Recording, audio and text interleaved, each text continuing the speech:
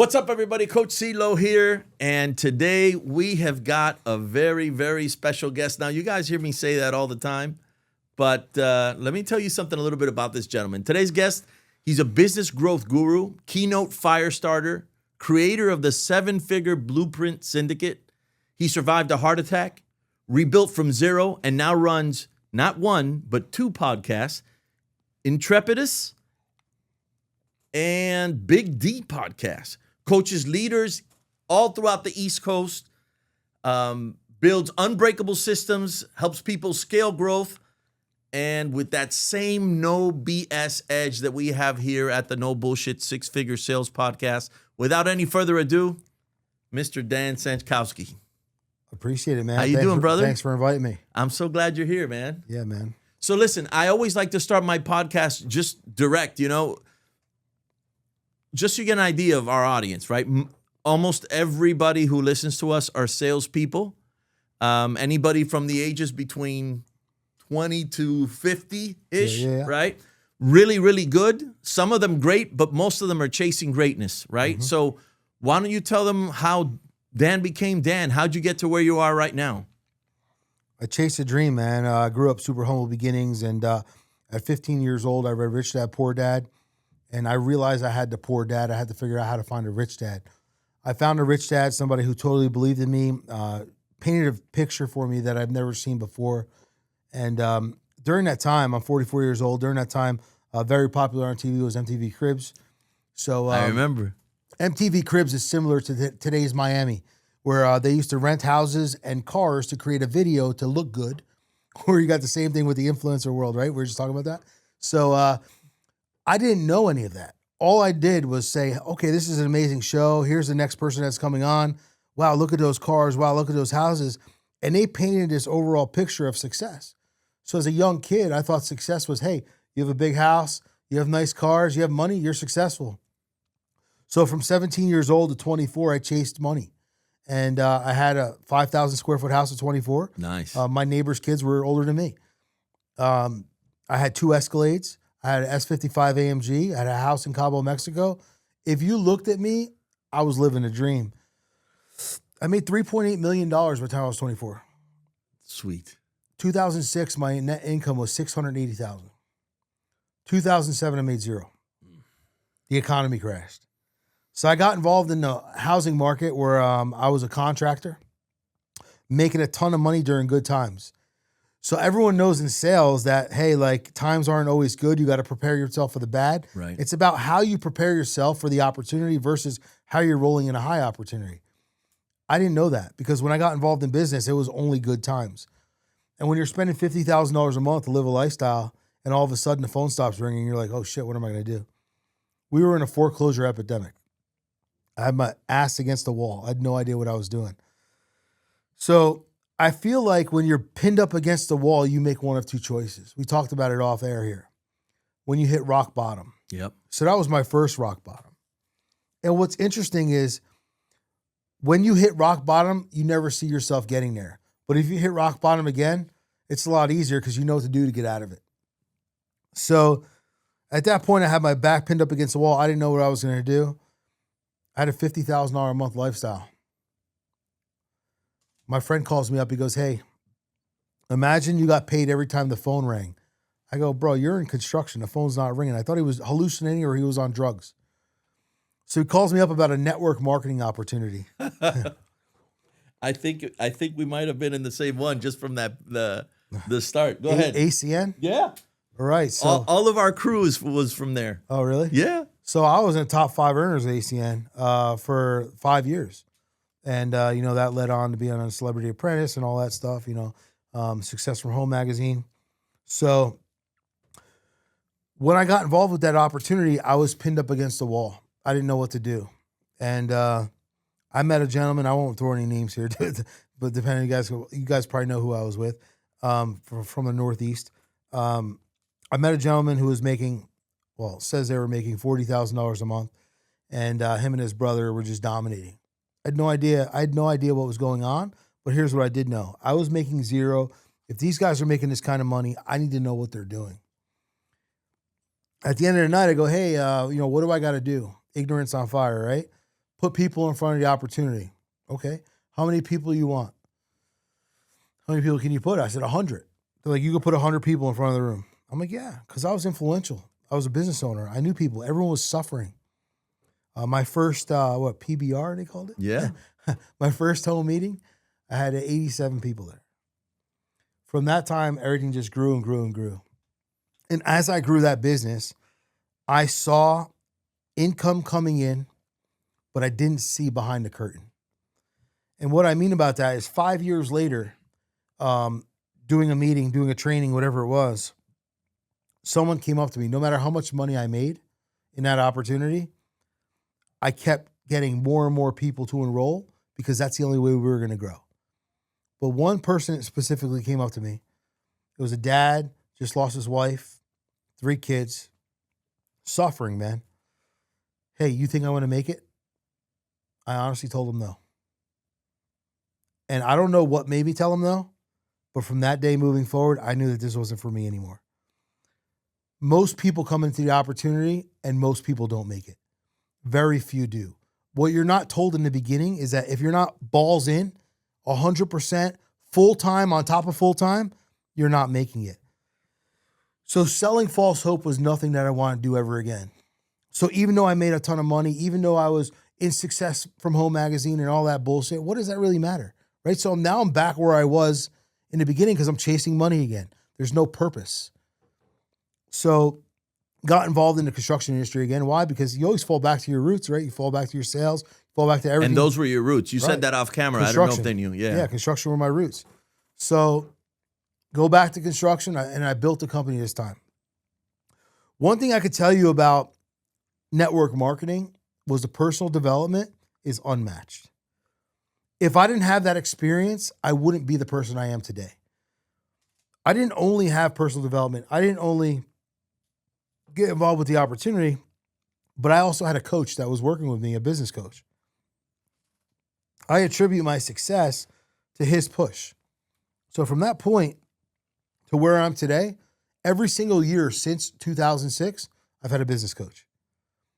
That business coach in my life has helped me overcome things that I would have never done up until this point in my life. Have they been different business coaches? Every single 11 business coaches. Okay. That was important to Yeah, understand. absolutely important. So getting back into construction, I knew that that's what I knew well. That's what I did. And if I was doing something there, I was doing a service for people that was like a big expense to them, but I was giving them quality. Built a company, scaled it, sold it. Amazing.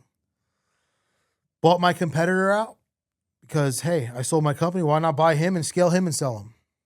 My competitor was getting a divorce, so he was selling his company, and he sold me a business that had bad books. My accountant and my lawyer looked at everything through the business broker. Bro, it looked clean. It looked great. Invest $100,000. There's $3 million in receivables. We just don't want to do it no more. We're getting divorced. We're moving on. They were both tied to it. I buy the company. The day I buy the company, I'm $3 million in debt. So bad act 1, bad act 2, bad act 3. I am forced to keep that company because I just signed ownership. So I just can't open it and close it. Too much liability. So I spent the next year and a half building this company out. The old business owner has all these levies coming against the company. Bank accounts are getting levied. I'm like, shit, what am I going to do, man? Like, I can't like keep putting money in it and keep getting it taken. So I go to a check cashing place and I go, listen, I'm going to bring you guys hundreds of thousands of dollars. Will you work with me on a better rate? 2% through cash and checks. I have $500,000 in a safe.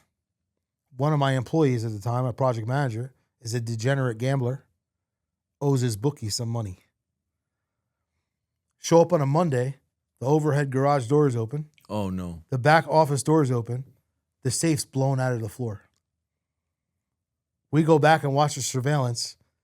3 guys in a van come, hit the garage code, garage opens, they walk right to the office in the back, right to the safe, take it out, and leave. Come on. Nobody knows it's there, right? Whole thing is on TV, news channel, everything. Takes the cops a year to arrest everybody because, I had a private investigator that solved the case in 2 days. Told the cops to get out of here. And these are 2 ex-state police that solved the case. Went to the local police department. They didn't care. You want to know why? Even if they solve this thing in 2 days, it's not going to do anything for them. It's not a story. There's no story there because it's going to go to the county. So takes them a year. They don't find the safe. They don't find the money. No restitution. Slap on the wrist. First offense. Everything falls back on me. Here we go again. I tell my lawyer, I tried for the next 6 months to keep it alive. Dude, I had no money at this point. Everything was gone. All the money I sold my last company with, I tried to survive this company with. Now, boom, boom, back up and down. So I decide, you know what? I'm going to bankrupt this company too. So that's bankruptcy number 2. At this point, I'm also filing for divorce. Oh, shit. So I got 3 kids at this time. Life just isn't where I thought it would be. I filed divorce because of my daughter. I realized that like my daughter is old enough to a point where she's asking me why I don't sleep in bed. I'm not trying to set the wrong example. I got to get out of this and show her what real love is. So I filed for divorce, closed my company. What am I going to do now? Well, I'm going to start a new company. Started 2. Took those companies to 30 million.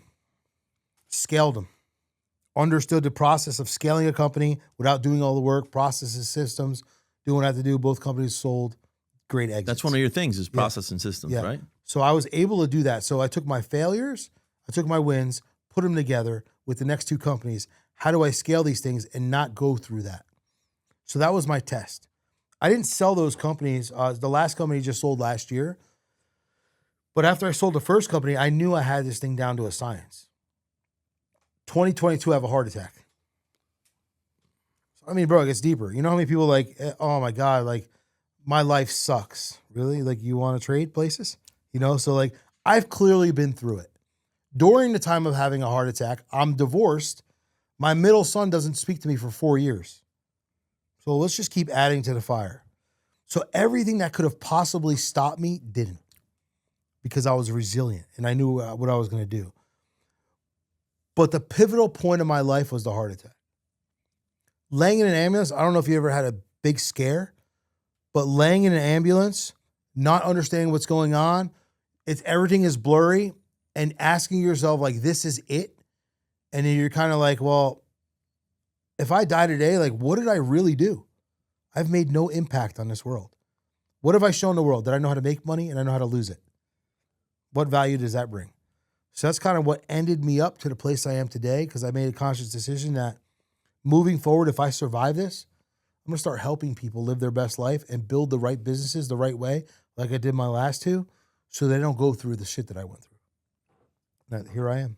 Man, that is a powerful story, man. Powerful. I got a few questions. So we were talking about your poor dad and rich dad, right? Yeah. That was a very young age. How did you find that first rich dad? He was my first boss, my only boss, the only job I ever had. So after I had this job with this guy, Dave, for 2 years, I was unemployable. He taught me a lot of stuff. When I met Dave, he was probably like 32, 33 years old. He had 3 kids, beautiful wife, big house. Bro, just like the American dream. What I used to do for Dave was I'd be like, hey, what are you doing Saturday? Nothing. Can I come over? Why do you want to come over? I don't know. I just want to hang out with you. I'm 16 years old. Sure. Come sweep my garage. Come clean my basement. Come rake my leaves. Whatever you want, Dave. It was an opportunity for me to pick his brain. And if you have a mentor in life or you have someone super successful that's willing to open up their book and give you a couple pages, you could literally crawl on your knees to get it. And that's what I did. So I did everything I could week in and week out. I was with Dave from all of my 16 and all my 17. And as soon as I was done with high school, I told Dave I'm going out on my own. Dave told me one thing no one's ever said to me in my life. If anyone's going to do it, you're going to do it. I believe in you. He goes, I don't think you're ready yet, but if anyone's going to do it, you're going to do it. So all he had to tell me was he believed in me, and it was lights out. Wow. Now, here's the amazing thing, dude. Like, what you just said is something that everybody should do. Everybody should go out and learn from someone who's done what they want to do. But the fact that you were 16 and that you understood that at that age is what makes this so freaking interesting to me, right? Because at 16, I wasn't thinking about that. I wish I was, but I was a late bloomer. I didn't really wake up until my 30s. Let me tell you how that happened. Freshman year of high school, a lot of things happened in a short amount of time. Through the summer of my freshman year, going from 8th grade to freshman year, we lived in New Jersey. That's where Bon Jovi lived. Oh, what part of Jersey? So I grew up in Elizabeth. Okay. And then I lived in a town called Howell Township. I was born in Union City. Okay. Yeah. So I grew up in Elizabeth. We moved from Elizabeth from an apartment to the suburbs when I was 14 through that transition. We passed Bon Jovi's house. And when I was 15 years old and going into 16, what was told to me was when I said, what is this? Like, I never saw a house that big. To me, it was an illusion. Like, I didn't know. I thought it was a store. My dad goes, those are rich people. We'll never be rich. Oh. So that was the first sign. Ouch. Yeah. I hadn't read Rich Dad, Poor Dad yet, but at this time as a freshman or whatever, like, you just told me that whatever I'm dreaming, I can't achieve it because we're different. So my switch goes, how do I become different? Then the first day of my freshman class, I had gym first period.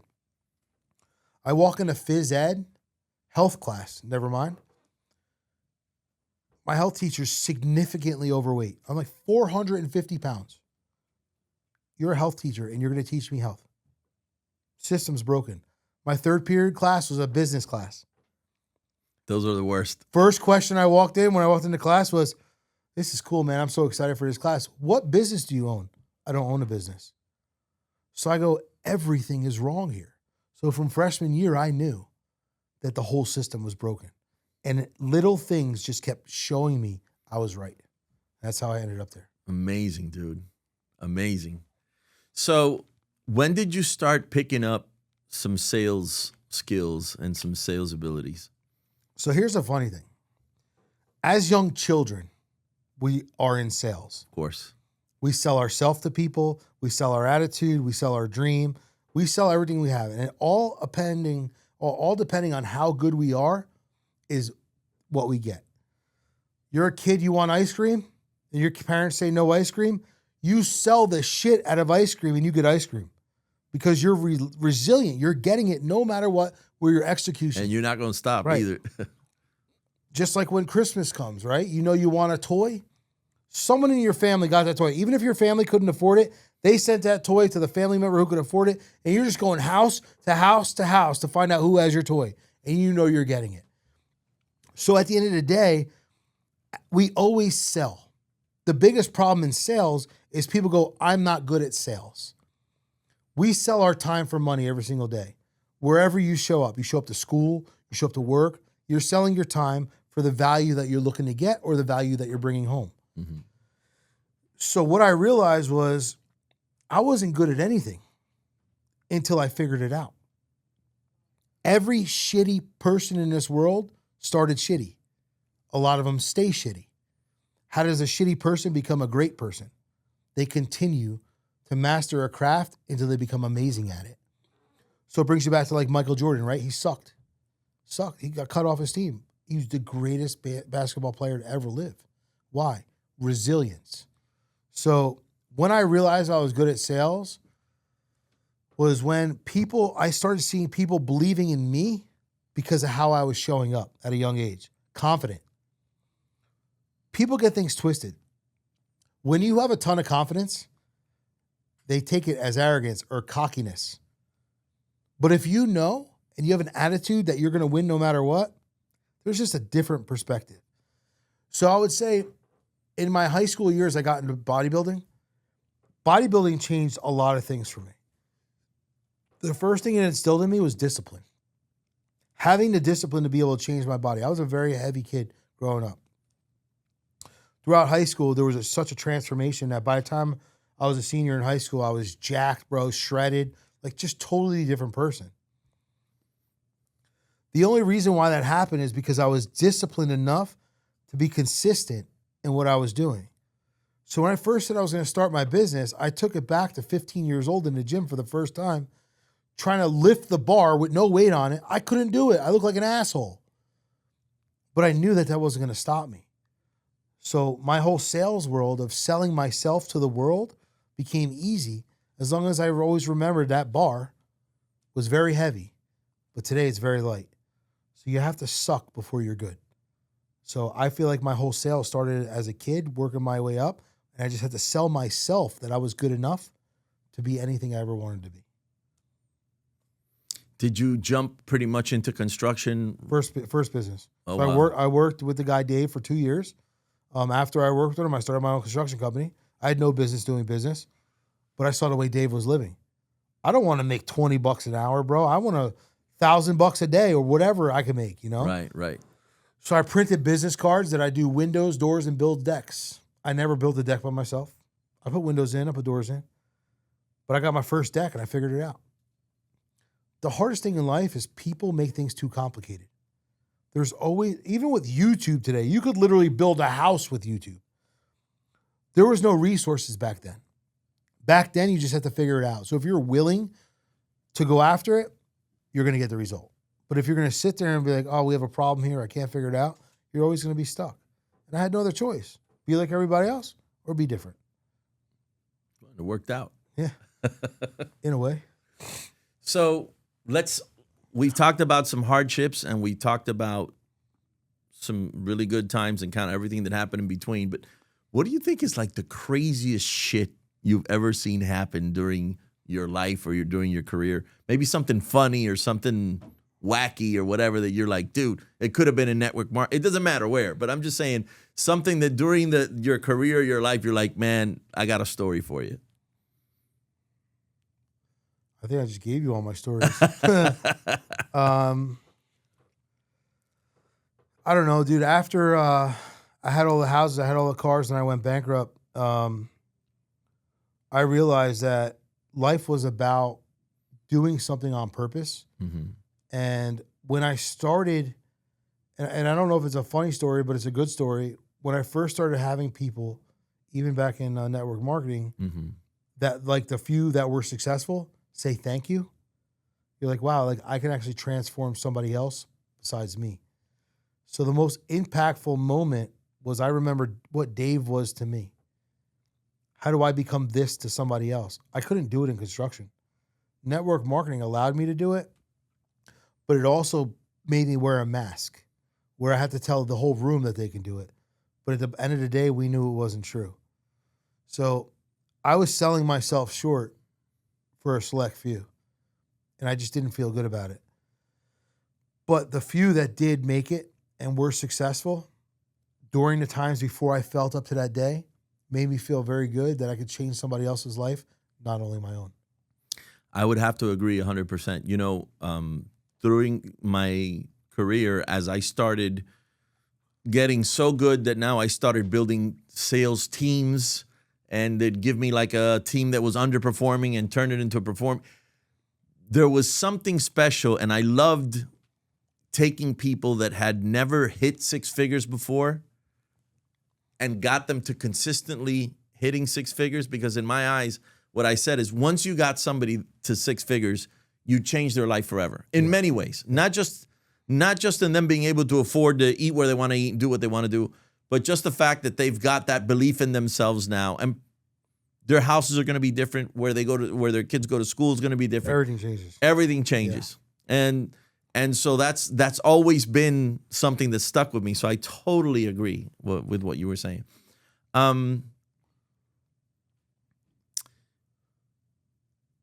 If you could go back in time, I love this question, and catch yourself at an earlier age. Now, granted, you've had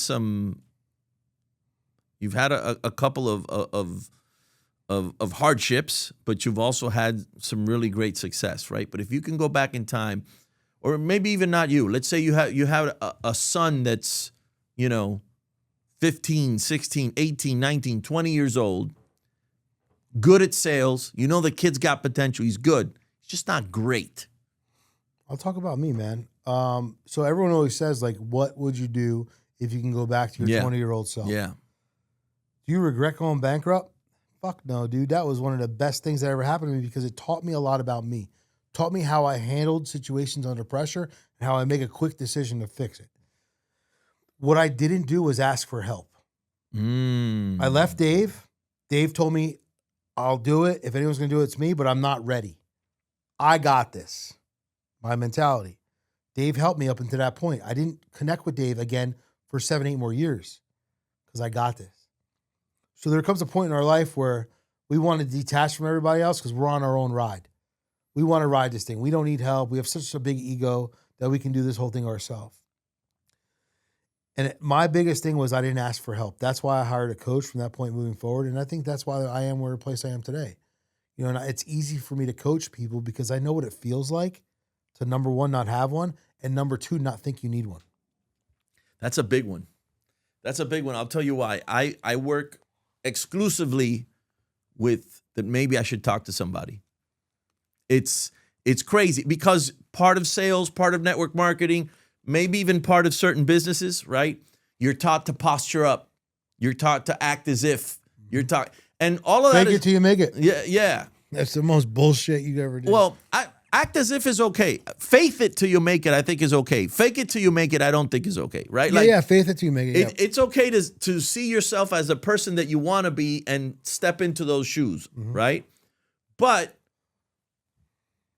it's also okay to realize that you're not there yet and there's a gap. And there are people who have navigated through that path and they know where the holes are and where the nooks and crannies are and can kind of help you get there quicker and faster and condense time a little bit, you know? Yeah. I 100% agree. So taking that a little step further and thinking about this audience that we have, which are salespeople that are making it, they're doing good. But like I said, not quite great. That's some great advice. So be able to realize that you need help. What other things would you say? You got to be willing to evaluate your position in your life and see what you don't like about it.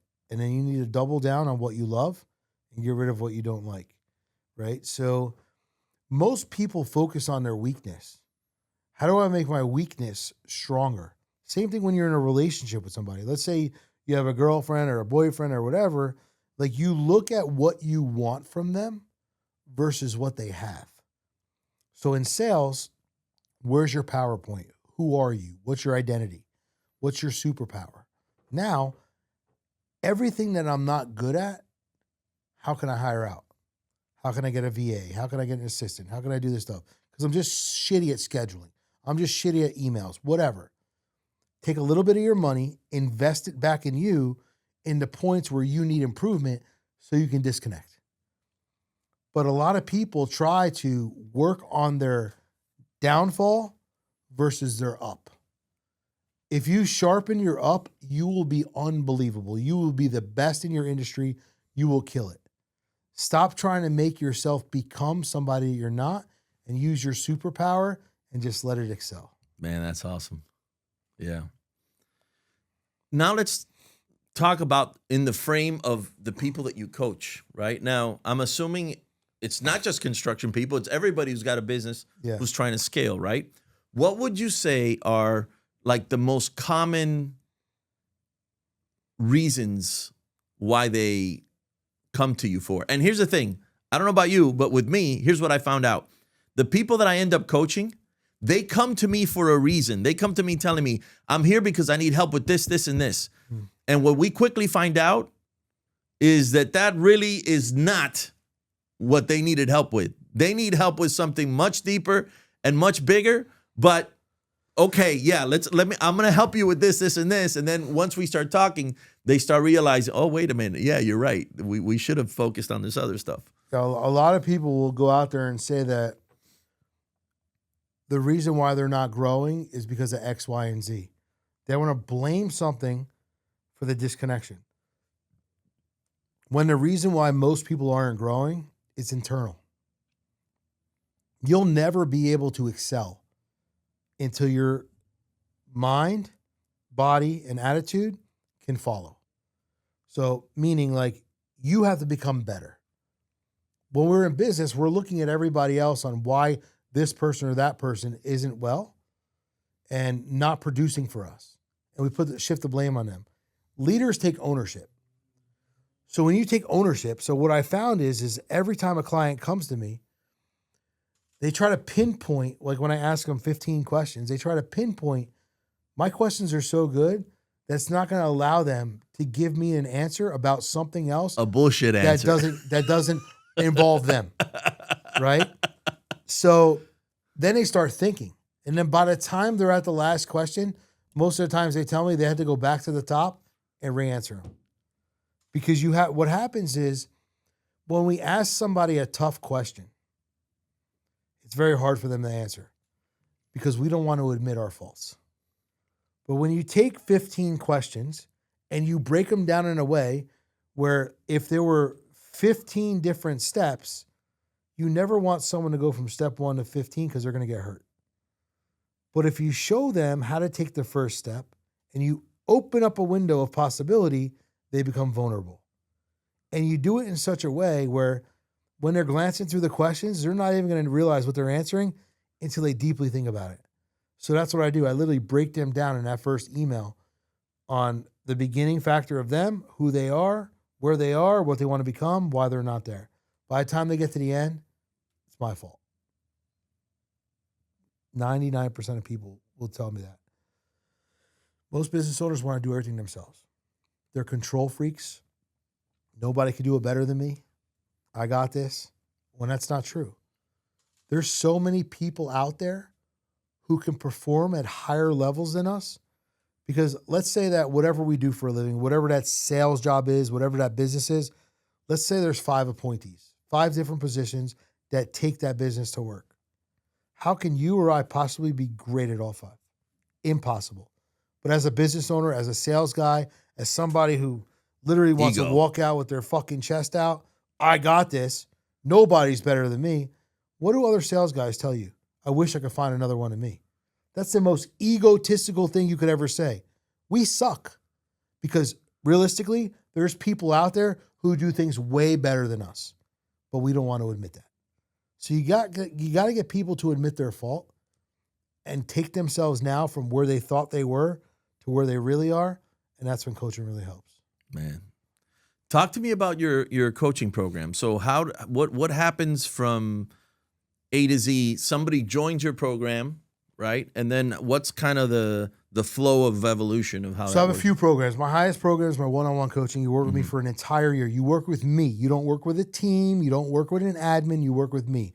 All direct contact, one-on-one with me. So let's say you enrolled in my coaching.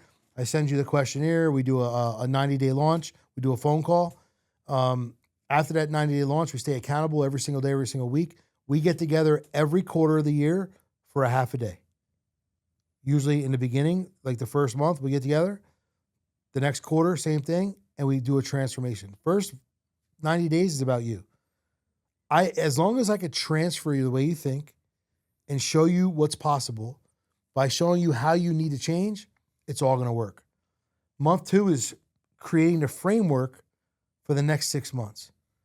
I can 3X anyone's business in 6 months, but it takes me 6 months to get them ready.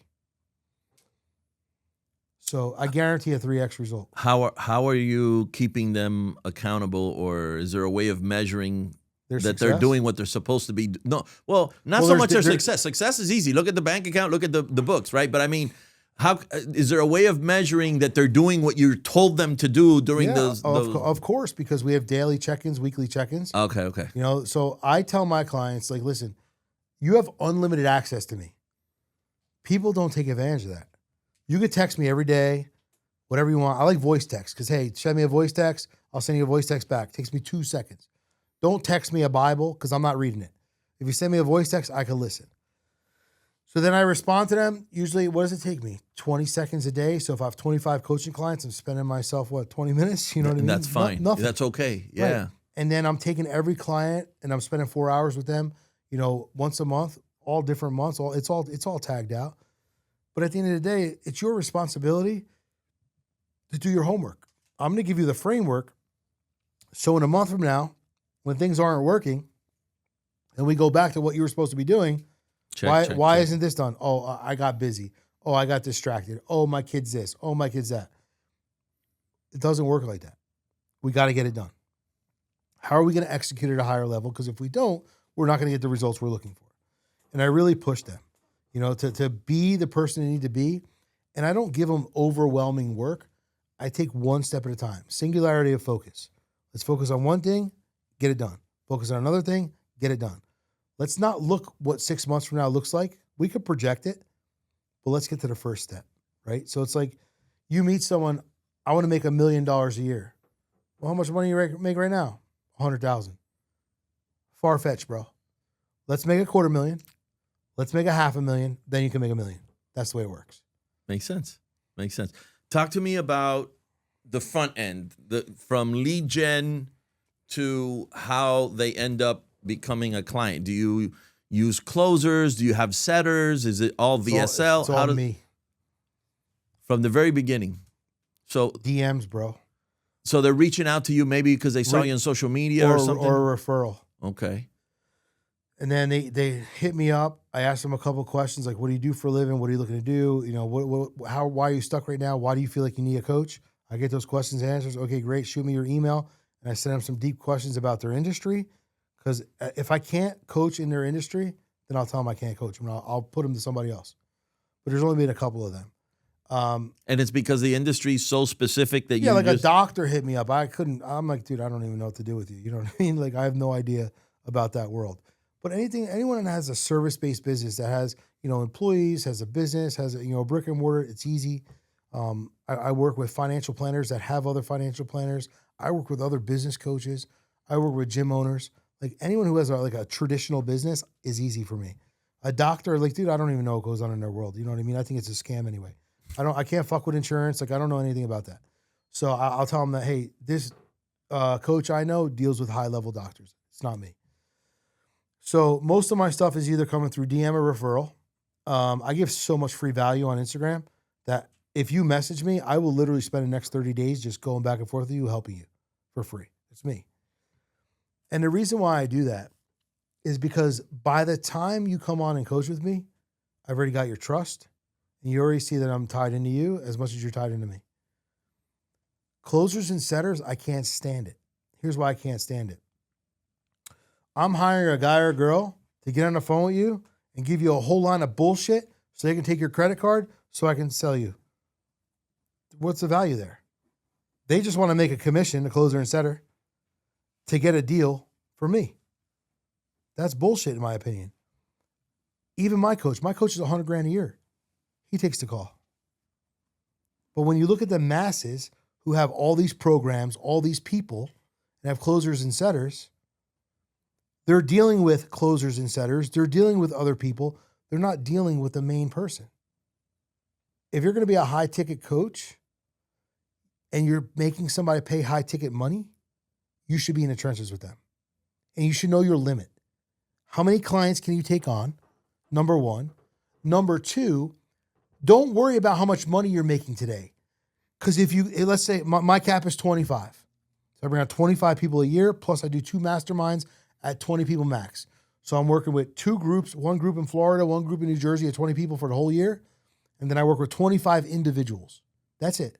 That's enough for me. That's my capacity. It allows me to have my life and also be able to build my business. So what that does is every single year that gives me an ability to say, okay, I'm doing better, I'm doing better, I'm doing better. These people are all elevating. Now I can charge more. So I can always keep 25. I can raise my value because I know my value. But all these other guys want to get 200, 300, 400 people in their program at low ticket or mid ticket, sell them bullshit. And now the coaching industry has a bad name. Why? Because Matt over here just paid $7,500 for a program. He can't get a hold of nobody. He's in. And he won't. He's automatically And he won't. Unless he's paying 40, he's not going to be one-on-one with somebody. Oh, dude, 100%. And one of these kids I coach, he's in Vietnam. I like him a lot. He's a young kid. He's like 20 years old. And, he's got like a little business that he started. He paid these guys $7,500 for like a quick launch business.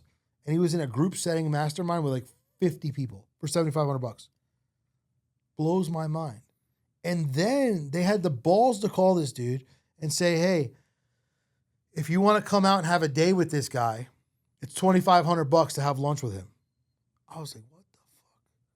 This dude just gave you $7,500. You give him no results. You're going to charge him another $2,500 to have lunch with you. It's all a money grab. It's ego, bro. It's a money grab. It's the Lamborghinis on Instagram. It's the Louis Vuitton stores on Instagram. It's all this bullshit. Who cares? That's what you're paying for. Your money is paying for that lifestyle, and everyone else is buying it because you're letting them afford it. And they're also getting duped into thinking that they're going to be the next one that's going to be doing that. So it's funny. I was talking to somebody the other day, and they said, well, I'm not going to mention any names. They say, no, but, I learned how to do what I'm doing in this program and this and that. I'm like, great. How's that working for you? Well, it's always well, Okay, so who are you working with directly?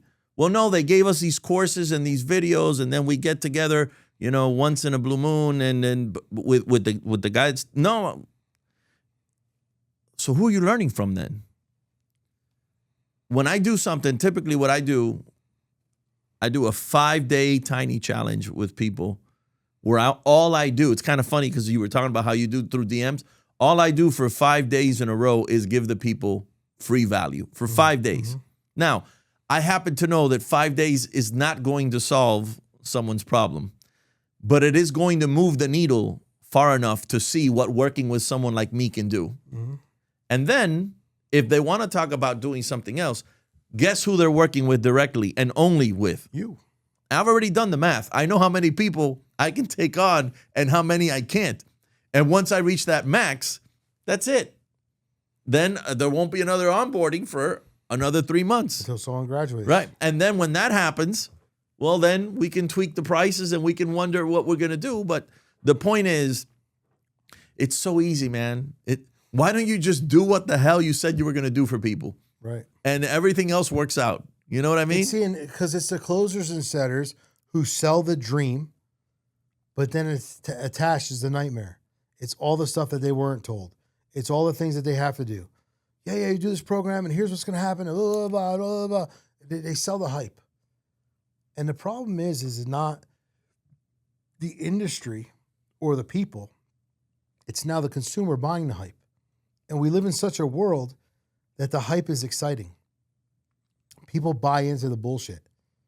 So at times I want to be like, it's your fault for buying it because you bought it because of the video you saw or the flash you saw. What real value really made you want to buy this? Besides saying, oh, I want a house like that one day. Oh, I want a car like that. Which one of these influencers have ever showed you a real result? On Instagram, 0. And that's actually, so the very first video that I ever did, I think, for my podcast, was precisely, I said something to the effect of, if you've been to the seminars, if you've done the things, whatever, and still no results, maybe you should start listening to the podcast. Now, don't get me wrong. I love setters and closers.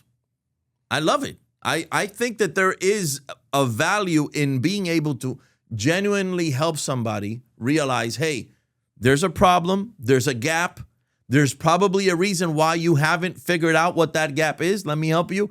And maybe you should take some action because the reason why you're not there right now is because you haven't taken action. The problem is that the whole industry now is mixed with shit and the real stuff. And people get burned so much that now they're like stuck in that. 100%. There is still space for them to be able to bring value to people. It's just that as a consumer now, the consumer, and this is something I've noticed, is super skeptical because they've been burned so many times by the people that weren't legit who they said they were. Same as MLM, right? You've tried to bring it into today's day and age for the last 20 years. It was a great business, but now it's like, oh, another one of those things. And it's just getting worse and worse and worse because the next company is out. The next guy is doing this. Who's hopping companies? Who's doing this? It's just created such a bad rap. It's the same thing in the industry. And so for me, I'm just me. I'm just my authentic self. It's all I can do, right? And you've got these guys, and some of them that I have respect for. Some of these sales trainers really are, and they did walk the walk and talk the talk, but now they're focused on the big fish because that's where they make their money, which is cool, whatever, power to you. But they kind of forgot the little fish, right? And so who's going to help those people? And that's kind of where my niche or my spot is. But I guess one last piece of advice for everybody out there who's in sales, who's trying to make it. some of them may be struggling, some of them aren't, but none of them are definitely where they want to be yet. What would you tell them? Have a clear line of focus on where you want to be, and just make sure it's something that's like achievable, not over the top. I think a lot of people look at one day, someday, this big imagination. Let's look at the reality of where you want your life to be, and do you believe that you deserve to be there? Now, what's it going to take to get there? How long is it going to take? There's no such thing as overnight success. We have instant success, which is, yes, a 90-second bag of rice you put in the oven or popcorn. That's instant success. It's gratification. It's done. But when we actually have to cook the rice, boil the water, and it takes 30 minutes, there's a big difference. That's true success. Time, patience, results. So where do you truly believe that you could be, or what do you truly believe you deserve? That's the first step. Because if you don't believe that you deserve it, you're never getting it. Number one.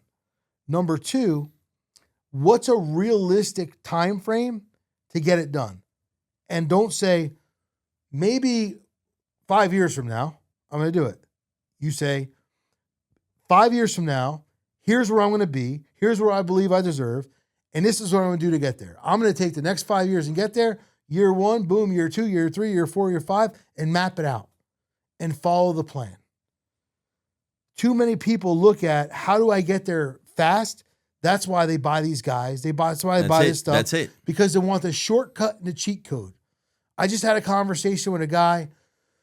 He's like, oh, look at my reel. How many views it's got? How many this it's got? Blah, blah, blah. And he just paid for a program to boost his post. I'm like, dude, what's the result? What's the outcome? I don't care how many people are watching it. I don't care how many people are liking it. How many people are being impacted that are coming back to you? That's what truly matters. So it doesn't matter if you have 150,000 followers or 5,000 followers. I've seen people with 2,000 followers that make more money than people with 500,000 followers, because the impact and the value that they're bringing supersedes everything else. So it sounds like identity, right? Make sure your identity is in line with what you want to do. Set a realistic goal, and then execution of making it happen. Is that right? Just tell yourself you're going to do it. Someday is not a day of the week. I hope and I wish don't work. And don't ever tell yourself you're going to try something. If you try to lose weight, you don't lose it. If you try to be a quit smoking, you don't do it. When you try things, you give yourself the reason to say, I'm going to do it, but if it doesn't work, at least I tried. When you're successful, there's no room for try. There's only execution. I'm going to make it. I don't know when yet, but it's going to happen. That's awesome. Different conversation. Thanks so much, Dan. Guys, my name is Coach CeeLo, and I have helped thousands of salespeople achieve, maintain, and go past six figures. You keep listening to me, you'll be the next. We're out of here.